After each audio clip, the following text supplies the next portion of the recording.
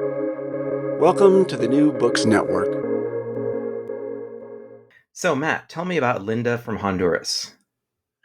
Well, Linda is a woman that I didn't know very well when I was writing the book, but I knew she was from Honduras. And in chapter 3, I have a study that I discuss about an immigration policy called TPS, or Temporary Protected Status.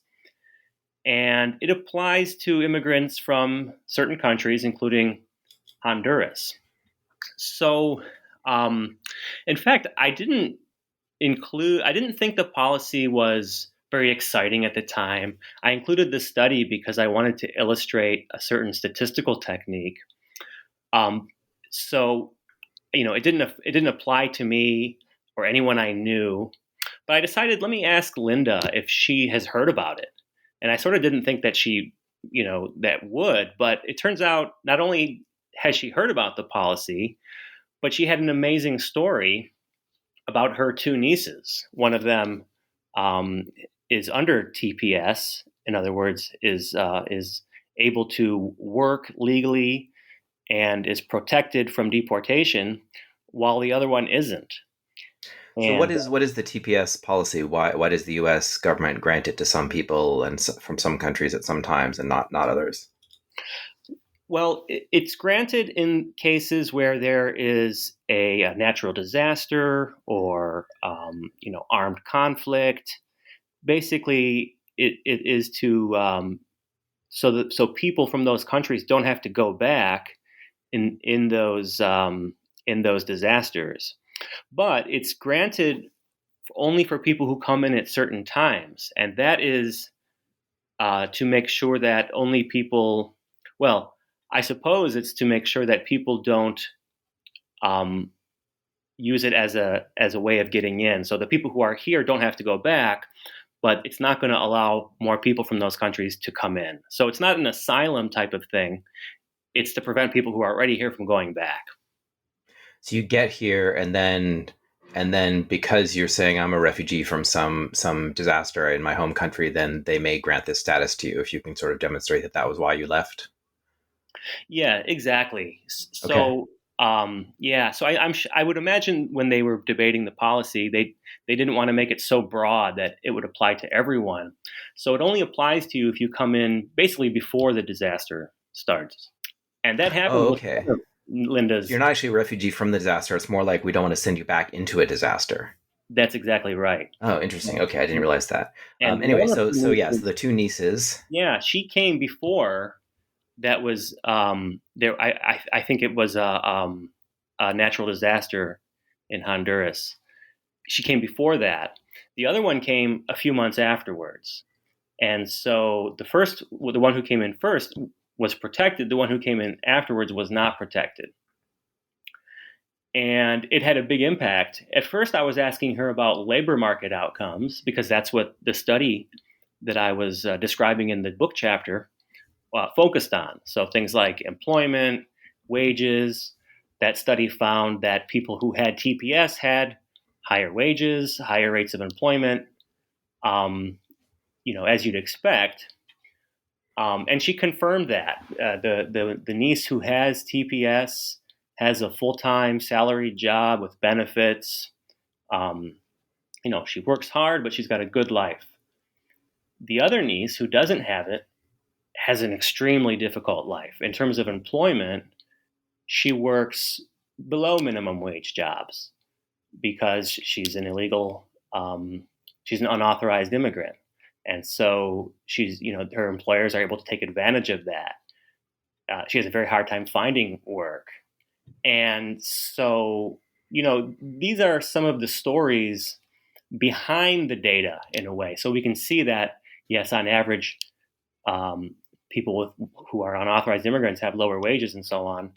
But the personal stories really brings the impacts to life.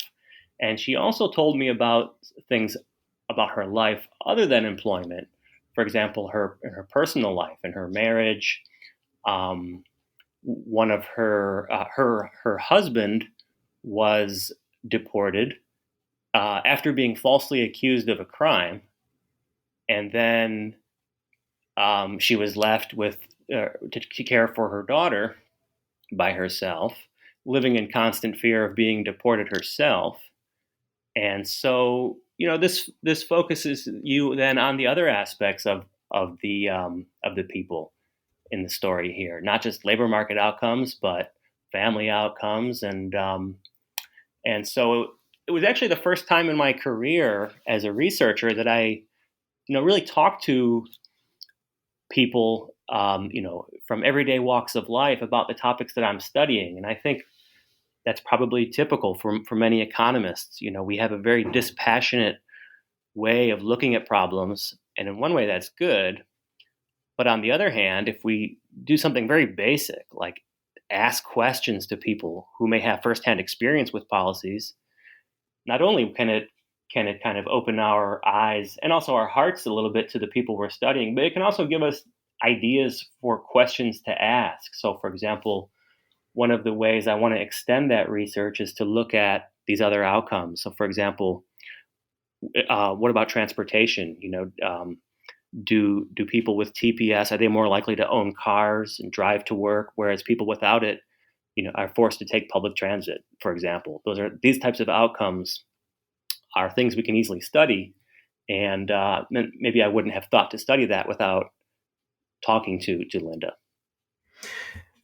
Right. Yeah. So that's exactly right. And the reason I asked you kind of start with telling us about Linda is just to kind of orient people to what the, I mean, in a sense it's one person, but it's also like the bigger picture, right? So what we're going to talk about today is some statistical techniques and a sort of quasi textbook that you've written about them. But I did want people to understand that like these are techniques that we use to understand things that are very important. Like, I mean, in a certain sense, of course, it's not too surprising to understand that being an unauthorized immigrant who does not have a legal right to work results in all sorts of, difficulties and, makes your life really, really hard in America. But also, we have these techniques to quantify exactly how hard and in what ways. And so that's what we're going to be talking about today. So just to back up. So hello, everybody. Welcome to New Books in Economics. This is a podcast channel from the New Books Network. I'm Peter Lawrenson, a professor of economics at the University of San Francisco. My guest today is Professor Matthew Holian, the chair of the economics department at San Jose State University, which I just learned from your book is the oldest public university in California. Is that right? That's right. I suppose there's a little bit of controversy there because the story is that this first state university was started as a normal school for training teachers, and it was actually founded in San Francisco, but then it moved to San Jose. So I wonder if San Francisco State might also claim the same legacy. I'm not sure, but anyway, if not the oldest, I think it's the second oldest. Right. Well, I think University of San Francisco, once you trace back these legacies, I mean, I think University of San Francisco, I think is 150 years old or so. But I think the first thing was not like a professor with a PhD teaching a group of 20-year-old kids. It was probably more like, one Jesuit priest and a couple of students getting a high school style education. I may have the history wrong, but I think things were quite different in the 1850s. Yeah, exactly. A lot of things have evolved since then.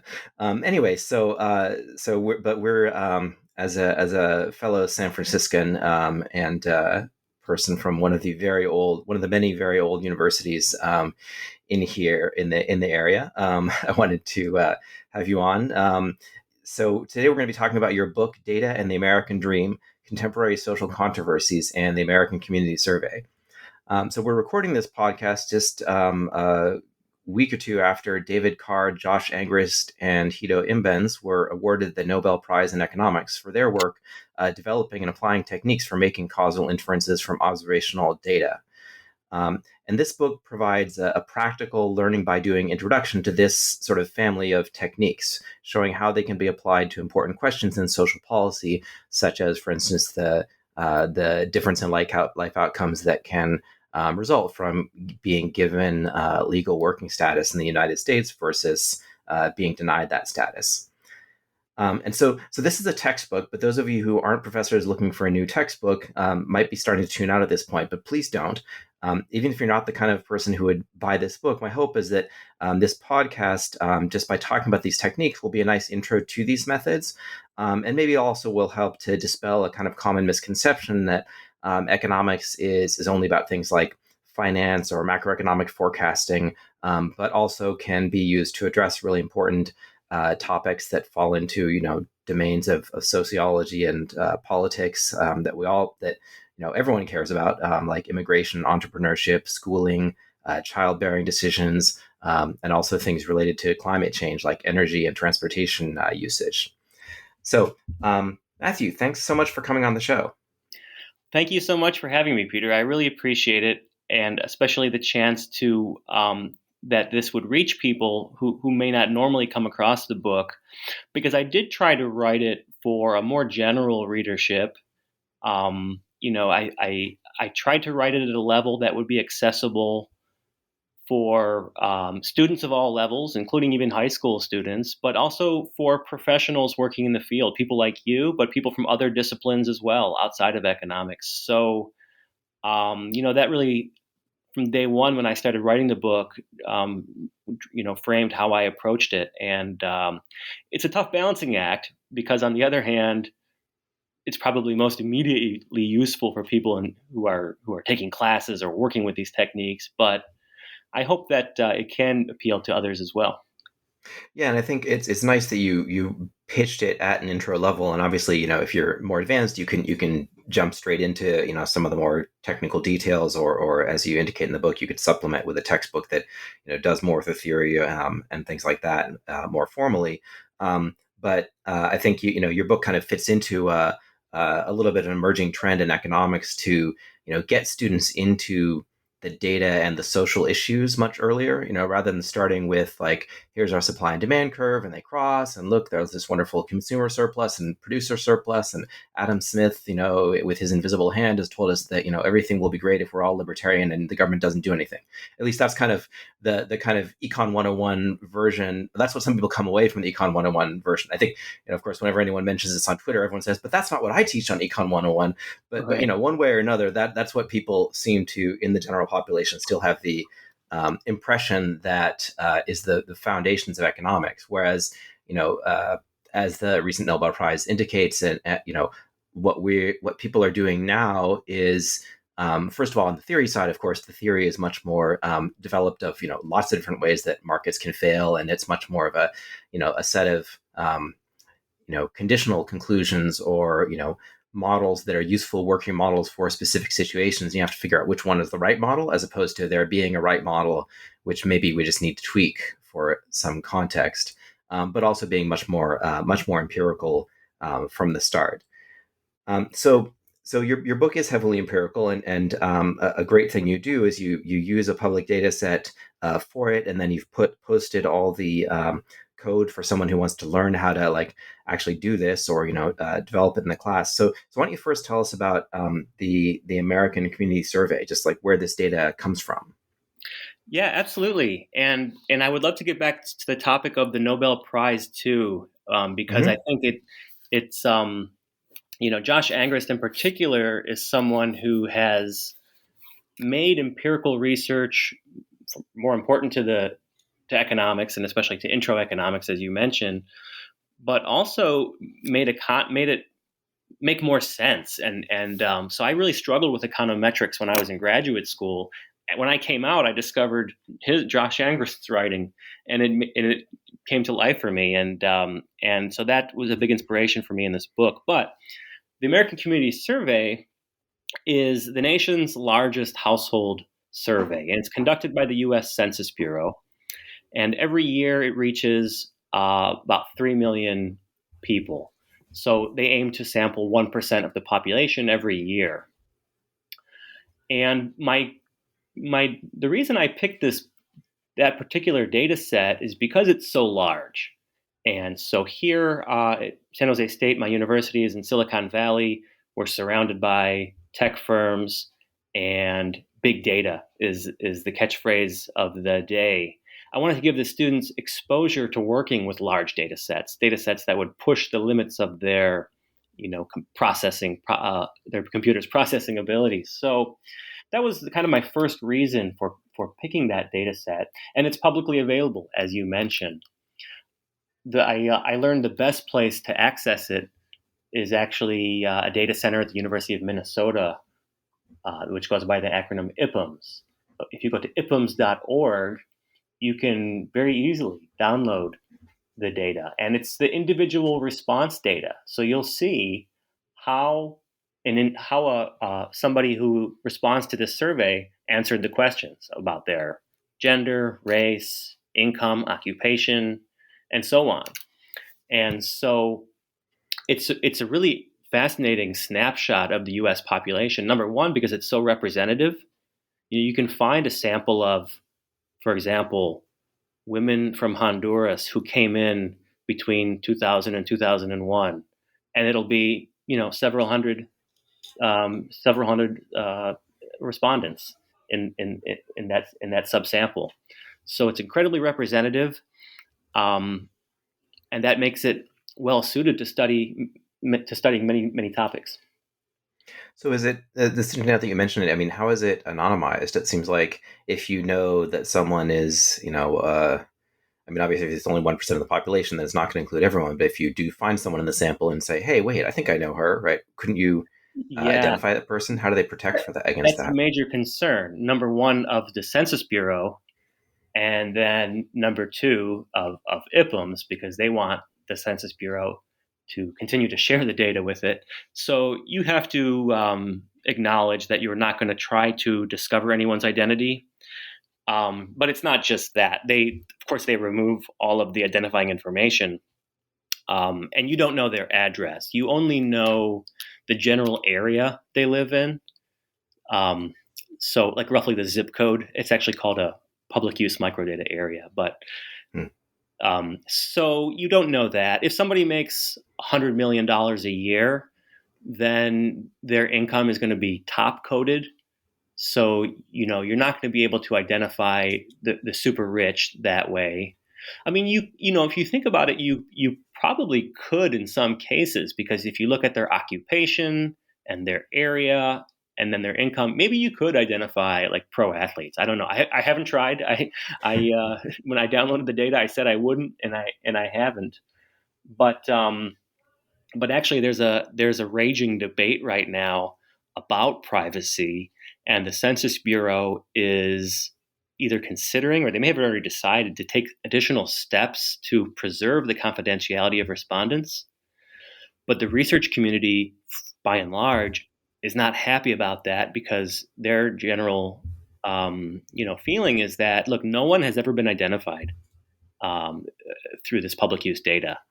So all we're doing to take these additional steps is degrading the quality of the data.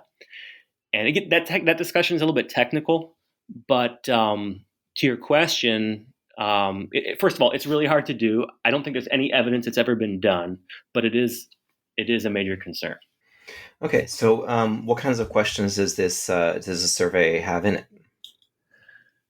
Well, it has, first of all, just the standard demographic and socioeconomic questions, like I mentioned: race, gender, income.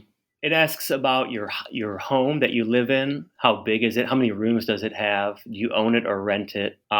If you sold it today, and if you own it, how much do you think it would sell for? If you rent, how much do you pay in rent? It asks about your energy consumption.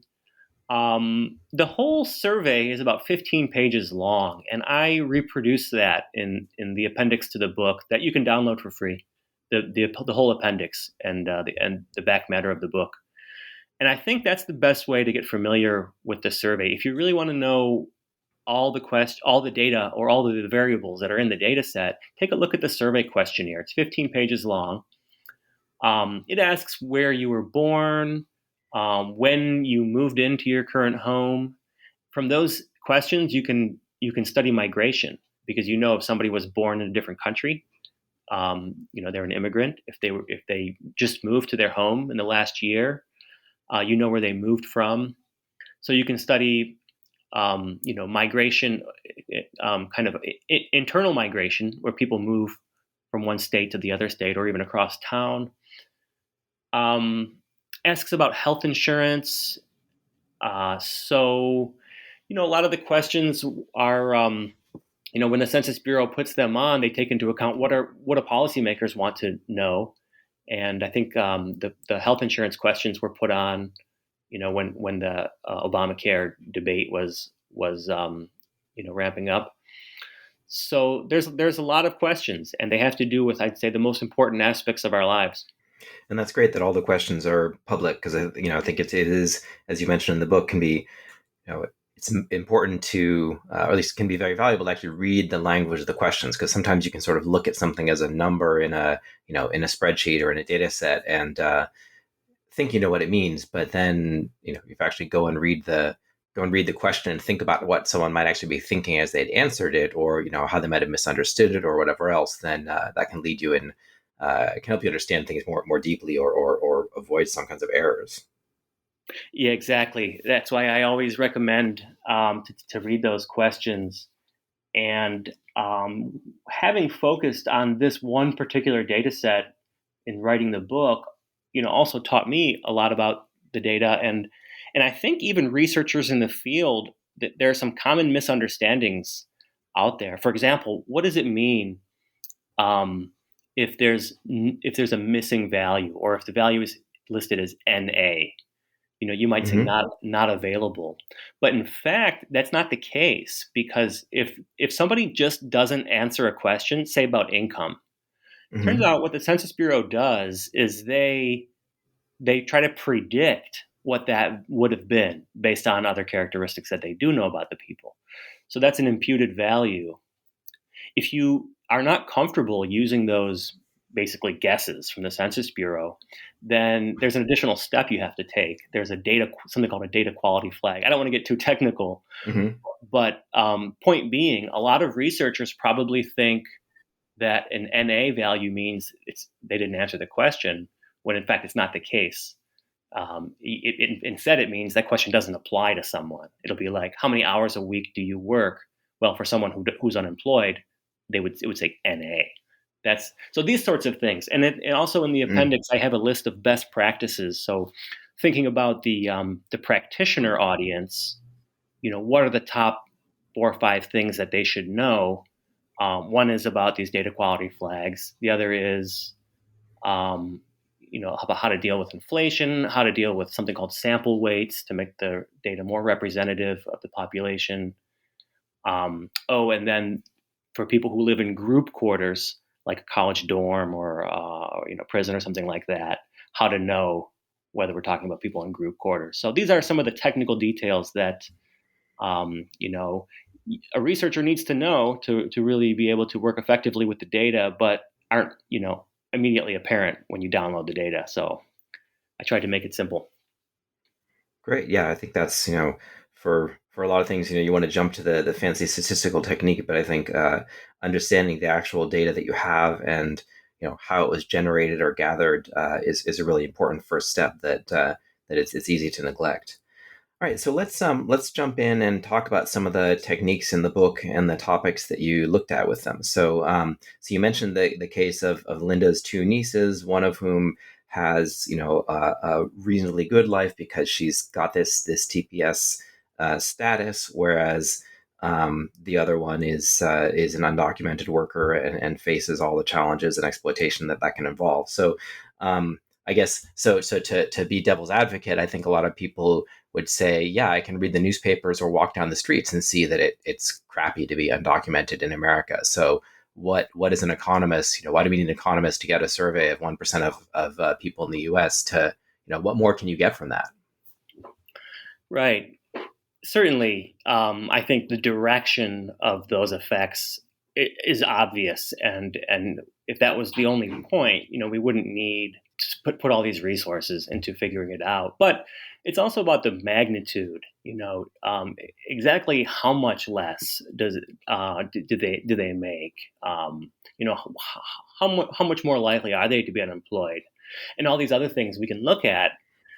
I think it paints a picture of a really unequal society. In fact, we think of ourselves as to be kind of free of class in some ways, but it's not the case. We have a whole class of people in this country who live in the shadows, and bringing them out of the shadows, documenting exactly what their situation looks like, I think is important. So yes, the direction, is obvious, but understanding the magnitude, I think, is important. So that would be my response to that. And most things are like that, where we have a sense that policy works in a certain way, but what's really important is to know how big is the impact. Like, another question in the book is about, were California's energy codes that try to make homes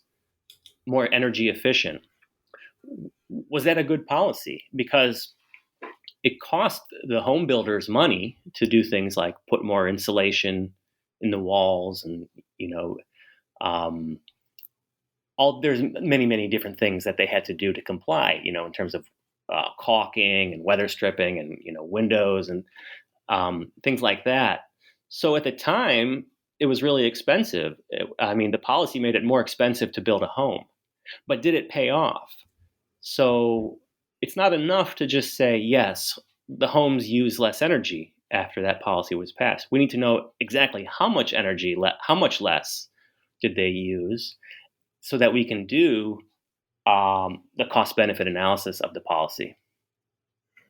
Right, and actually, I do want to come back to that because that's a nice thing that you cover, which honestly, I don't think I ever covered in any of my training. Like, cost benefit analysis. In a certain sense, it's implicit in everything we do as economists, but in terms of the actual research training we get, it's not something where we actually get into the nuts and bolts of it. But I think that there's a lot of time in an academic paper, it may just be like, I've shown that there is an effect in this direction and this is the magnitude, but a lot of the time, the reason the magnitude matters is because if we're looking at a policy, we want to know, well, if we're are we spending $1 billion to achieve nothing, or are we achieving a whole lot with it, or or maybe we're not spending money, but like you said, we're doing something that is slowing down housing growth in California, and we have a housing crisis here. So that's no joke. If fewer homes are being built because we're building them nicer, or more, not just nicer, but more energy efficient.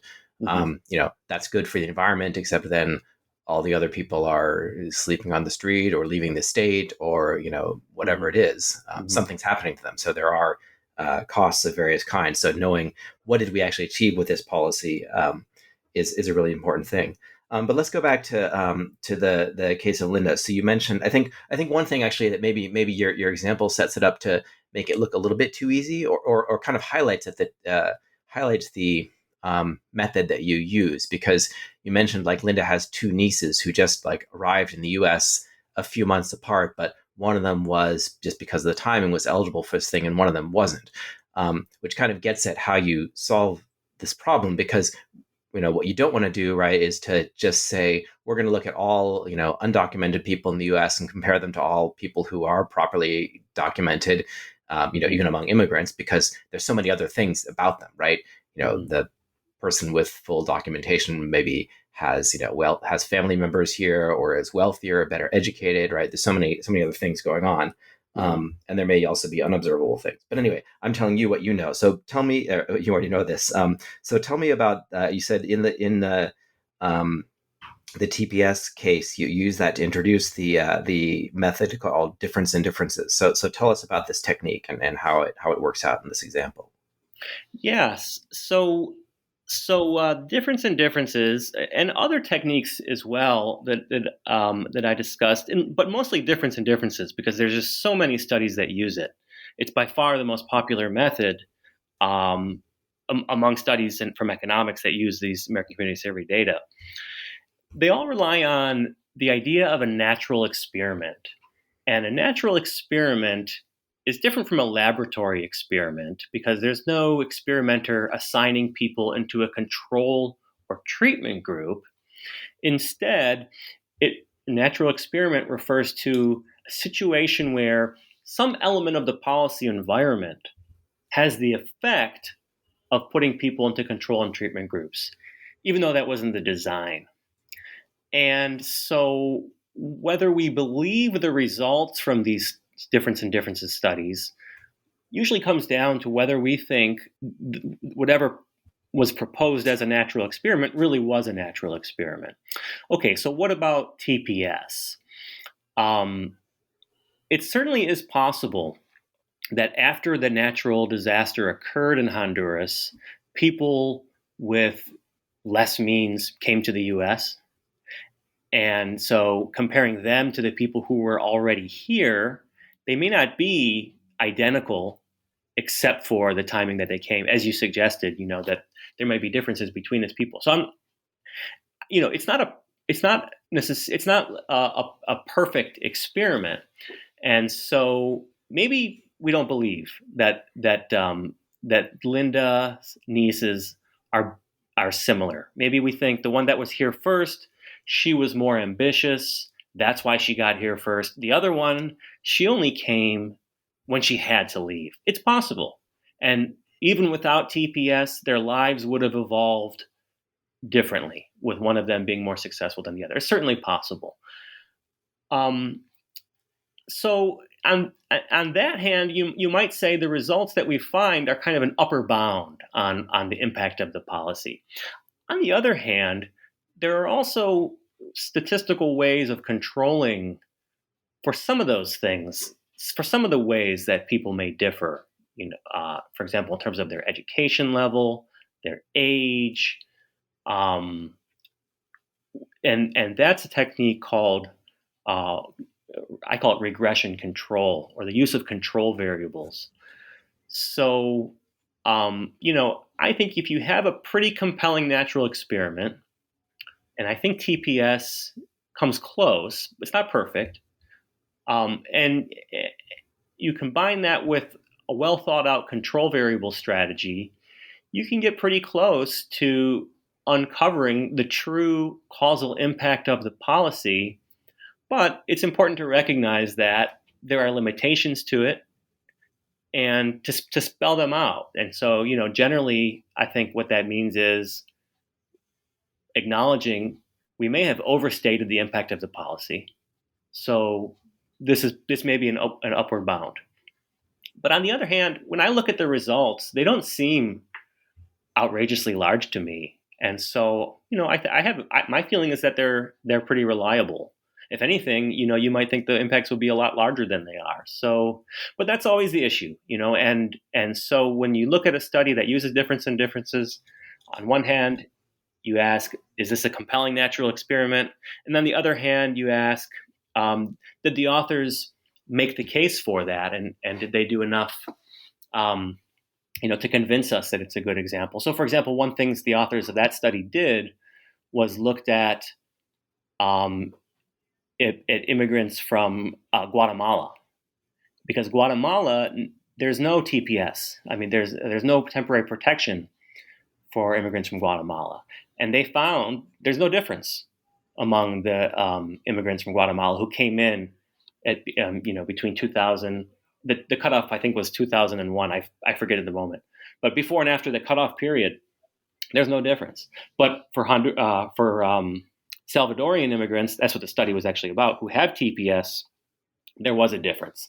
So that's the sort of thing an author can do to make the case that their results really do uncover the causal effects. Great. Okay, so then what were some of the key findings of this study? Things that you, so as you said, maybe not all super surprising, but get some estimates of the magnitude of how big the effects were. Yeah. So what I was really important for me to do was to replicate some of the studies, so that when I would download the data myself and then run the analysis on my computer with my own analysis files, that I would get the same results.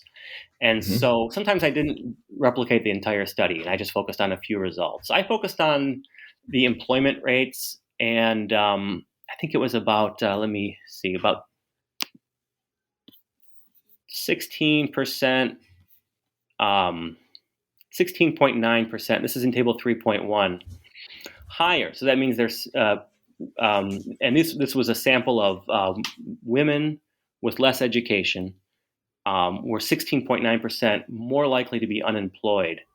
The other impacts these authors considered, which I don't really discuss in the book, had to do with their wages and whether they're in the labor force, things along those lines. And I think that the impacts were around the same, size. So around like 10 to 20% worse for people who are undocumented compared to people who, by the way, aren't necessarily documented, but in one sense, they have the work authorization and they're free from the threat of deportation, but they're not exactly here legally. So anyway, that's the sort of finding that they found. And, and there's room for improving on that study, in terms of, well, first of all, it was published over like it's almost a decade old in one way. So there's just been more data released since then. So we can use more data. We can use some different techniques that have been kind of more widely known since then and look at different outcomes. So I think I'm getting off track of your question. Oh yeah, well actually, I think maybe my question was a little bit off track in the sense because the point of your book is not to share the results of the specific studies with us as much as to illustrate how it can be used to provide answers in this question. So actually, but maybe from here, why don't you talk about then in a classroom context, you mentioned for yourself, you replicated the study and took the same raw data and figured out how to write the code that would do the exact same analysis and get to the extent possible get the exact same numbers at the end. So how do you so what do you have students do to learn from this? So I've used this this approach in several classes. One is a graduate level class. So many of the students had completed an economics major at the undergraduate level somewhere, and now they're at San Jose State pursuing a master's degree. So for them, I would ask them to find a study and then replicate part of it. And I have a whole section in the book called Finding Studies to Replicate, because picking the right study is the key to doing well on that assignment. Many authors, I shouldn't say many, some authors share their data in code. Some journals require the authors to post their data in code as a condition of publishing their article. So one of the pieces of advice I would give someone who had to replicate a study would be start with a study that you have the code for. But surprisingly, even having the code doesn't always make it a slam dunk to replicate, because a lot of studies aren't even computationally reproducible. What that means is even if you have the code and data from the authors, it can't be run. And if it is run, it doesn't produce the results that they published. So there's actually quite a large movement, or maybe I should say growing movement, in economics and across the social sciences on research transparency. And that's, I think, for me, one of the areas I want to contribute to with this book. So students can learn a lot about doing research by replicating studies, but also the discipline as a whole benefits when studies can be replicated and there's just more focus on, really demanding that research is replicable. Mm-hmm. Yeah, so people can kind of kick the tires and make sure it actually does what it says it can do and isn't, and then also maybe go to the next step and look at whether different reasonable specifications, different control variables or cutoff dates or whatever it is don't just make the whole thing fall apart. Yeah, exactly. And that we can learn more, we can increase the body of knowledge by building off of work that's already been done. Instead of having to go back from square one and reinvent the wheel. So there's not a lot of that in economics. And I think it's going to require a little bit of a culture change, but we're getting there. And you can, see this, for example, in the Journal of Economic Perspectives, There was an article published last summer called "Evidence on Research Transparency in Economics" by Edward Miguel, and he's one of the economists who has been really pushing this issue. And so, yeah, my hope is that a student, like a graduate student, would be able to pick a study and replicate it. But what about an undergraduate student who enters the class, has never really worked with statistical software before? There, it's more of a challenge because first you have to get them to download the software, and the one that I focus on in the book is R and R Studio, which I use together. I do have some of the files in Stata format, which is the most popular software used by economists. But for an undergraduate student, we have to first have them download the software, then download the data, then one of the analysis files, which are called R scripts. And then once they have done that, to run it and see if they can get the results, the correct results. So that's a big challenge for a first-time student. So I'm kind of happy if they can do that, install everything and run it, and then understand the code enough so that they can modify it in some way and do something original. That's the goal for a first semester course. And then having done that, the hope would be in the second semester course, they can hit the ground running with their research project that they've already started and do something more original. And so students are really surprised to hear from me that I always begin a research project with old code. I never start with a blank screen because for them it feels like plagiarism or something like that. Right. But the point is that there's no sense in rewriting all of these lines of code that are going to do the same thing. And so it's always about, for me, modifying some pre-existing code. And that is a surprise to students, but I think that's the way to teach them to do research, is to start with something. It doesn't have to be a replication, but, open up a file and then begin to modify it to do what you want to do. And modify it. You might take a lot of modifications, but it's always going to be easier than just starting with a blank screen and typing every single line from the beginning. Mm-hmm. No, that makes sense. And then they get a sense of what the finished product would look like, which they might not have time, going from scratch to get to it in a semester on their own. Yeah, exactly. And it's also important to emphasize that I call it a replicate and extend approach. It's not going to be able to answer all questions, and so sometimes you have to be a lot more original. But for someone who doesn't even know what the software is, it's so hard to get them to do meaningful research.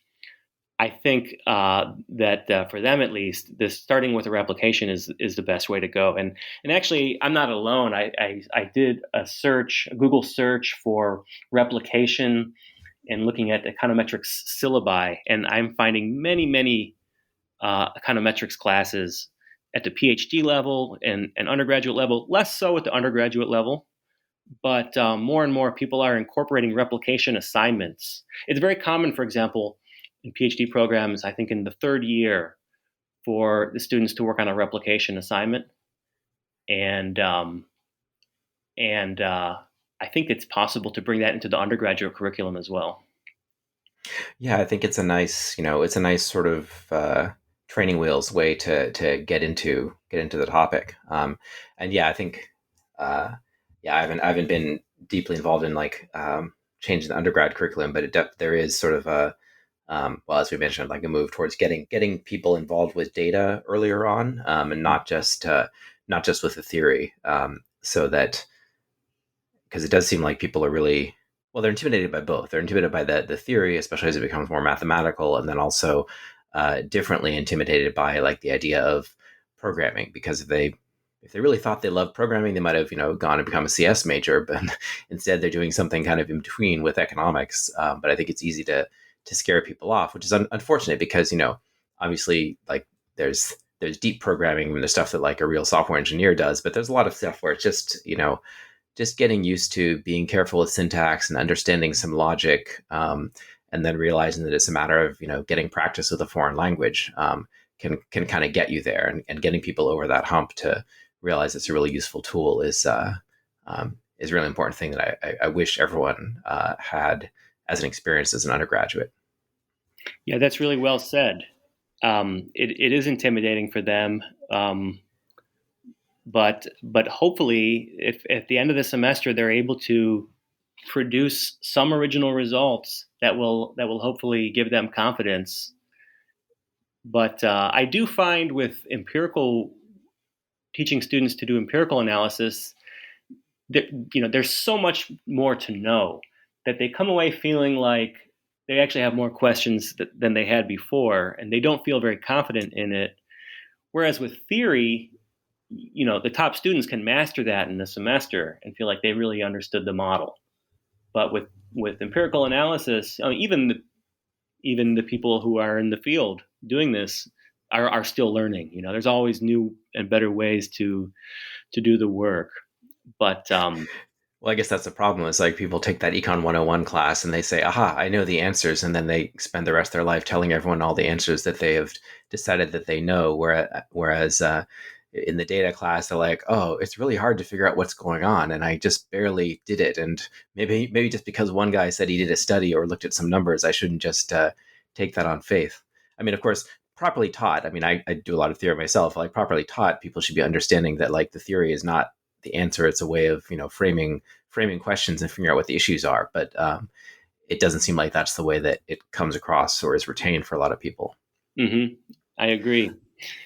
Yeah, but one thing I would say, and coming back to this recent Nobel Prize, I thought it was so deserving to give it to those three economists. And for me in particular, Josh Angrist has been a really inspiring figure, because when I was studying econometrics at Ohio State, I really struggled. I had some of the best econometrics professors, at least in terms of their publications and so on, but I did not know what was going on. And then finally I read Mastering Metrics and thought about this notion of an ideal experiment, and it just simplified things. And for a little while I was kind of thought that I missed out in graduate school, that nobody really explained it to me in such a simple way. But really what the Nobel Prize hit home for me is that actually when I was in graduate school, it wasn't widely known. The way to think about applied research, it's not how it was taught really anywhere. So when I came out, I feel like students coming up nowadays have it a lot easier, in that the whole enterprise of what are we trying to do? And the answer is we're trying to answer a specific causal question is just a lot clearer now. And so hopefully that makes econometrics less intimidating. And so I focus more on, for example, the coefficient estimates and making sure those are unbiased, rather than what I think historically or traditionally has been taught in econometrics is, do we have to adjust for heteroscedasticity, or let's get the standard errors correct, and is it statistically significant? And those things are important, but they're not really interesting, and they don't make the student understand, exactly why are we doing this. It's more of the technical details that were the focus, and not the bigger picture. So I'm not sure if you noticed, but in the book, I actually follow the notation from one of Josh Angrist's books with Stephen Pischke, Mastering Metrics, and the goal is that a person who's using Mastering Metrics in their class can substitute or complement it with my book, and the students won't have to learn two notations. They'll just have one common notation. But I use the language of ideal experiment and a lot of the same language that he uses. And like I was saying, I found that really helpful in my career. And so hopefully it will also do the same for students who are coming up. Yeah, that's really useful. I always have to remind myself that as a teacher, like, if I switch, something that seems like, oh, I'm just, using a P instead of a pi or instead of an R, like even just like changing a letter relative to what I did in the last class, or using a different subscript, people can just completely get thrown off. And it happened to me too. It's not like I'm smarter than them. It's just you forget, what it was like when you were sitting in that seat, desperately scribbling stuff down that someone was putting on the board, and like trying to process it, and how little things like that, or like skipping a couple steps of algebra can throw people off. So that's great that you've got it, unified with that. And I certainly have, I think the teaching of econometrics, or applied empirical statistics in general has gotten a lot better in recent decades, just because they've sort of realized, just gotten. I mean, you'd hope everything gets taught better. Like, probably whenever the first guy was trying to learn Newton's physics, I would imagine, that was a pretty dense text to wade through, and like trying to, you wouldn't send someone back to it now and say, okay, learn physics from the original.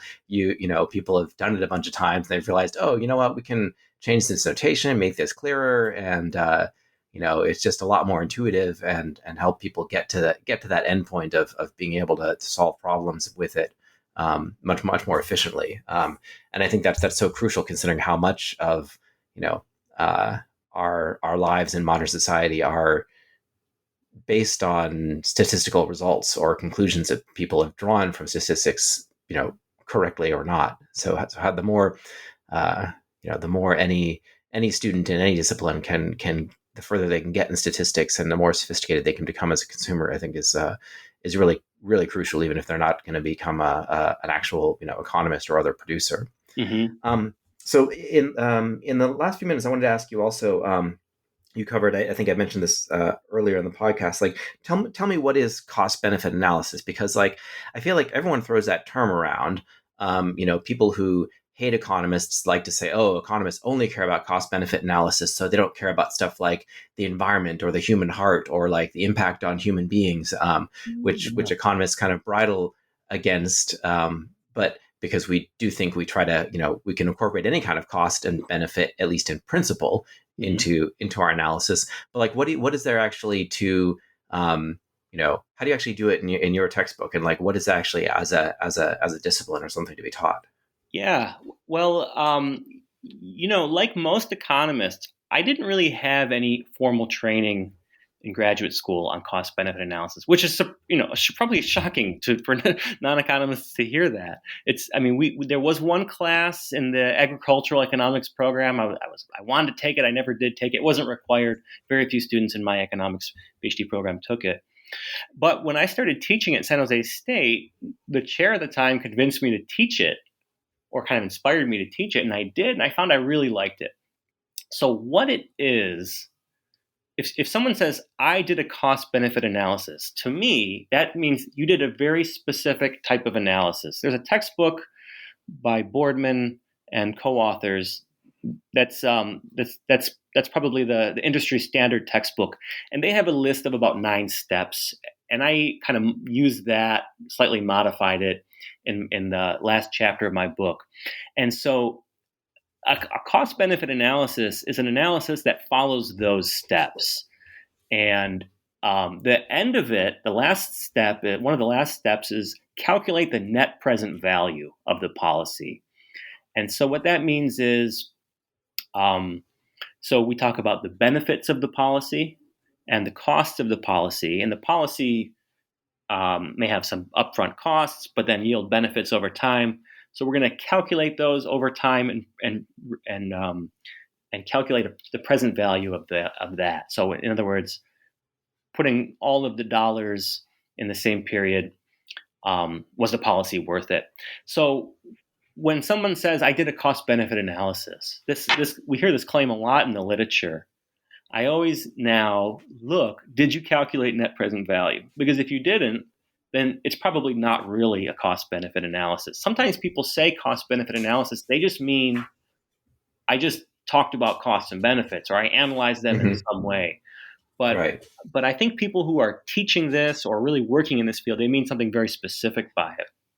And so, when I was writing this book, taking studies, describing studies, trying to do it in a way that would be exciting for a beginning student, I was thinking about my second book, and I'm like, maybe I'll do a book like this, but taking the cost benefit analyses that have been done and organizing those in a way. And then finally, I realized, you know what? Let's just make that one chapter of this book.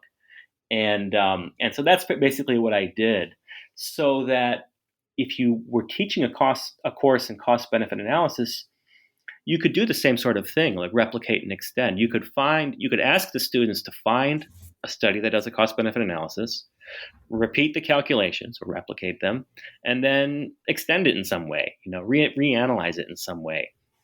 And I think it's a fascinating way to learn the topic, because you engage with real research, and you learn not only about the technique but how to do original research. So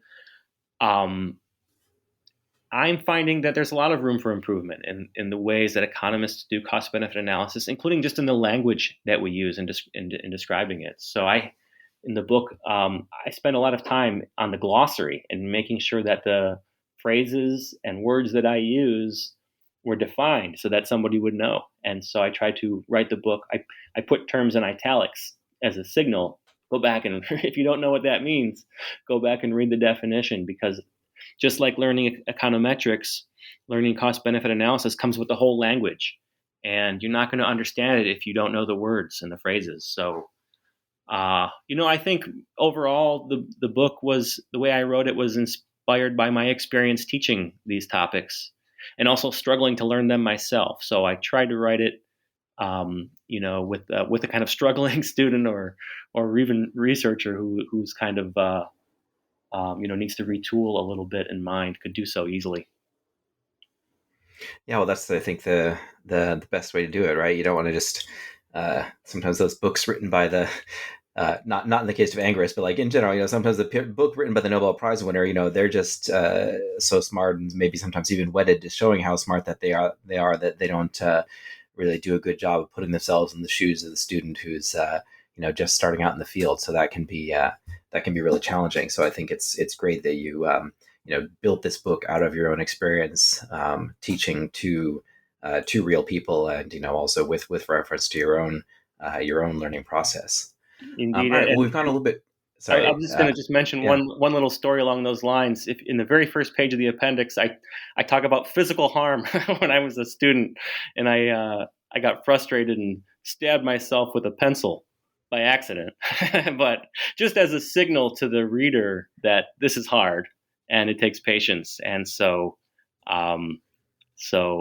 that's in there. Yeah, I think that is really important. I think it's, we all study from really smart people who make it look easy. And also once they've mastered it, then it is easier for them, it looks easier. And so it's really important to, I try to, I don't know if it's encouraging or not with my entering class of grad students. I always try to tell them that, working on problem sets for me was always like jumping out of an airplane with a parachute strapped on my back, but not really sure if the parachute would open, and just sort of being kind of falling in terror and confusion, and generally most of the time the parachute would open and I'd finish the problem set in time, but it would be that I really wouldn't know, and that part of being good at, I think, a lot of especially quantitative skills, where there's really like a right and a wrong, and if you're wrong, you can just be wildly wrong, and it seems like you've done nothing, even if you spend a lot of time on it. Then there's that extra level of terror, and being good at it involves getting used to that level of terror, and just sort of accepting that you're gonna want to stab a pencil in your hand from time to time, Yes. And that's figuring out emotionally how to come to terms with that or whatever is part of it. Yes, well said. Yeah. So, well, thank you so much for your time. This has been a really great talk, and I really appreciate you coming on the show. Thank you so much, Peter, for having me. It's been my pleasure.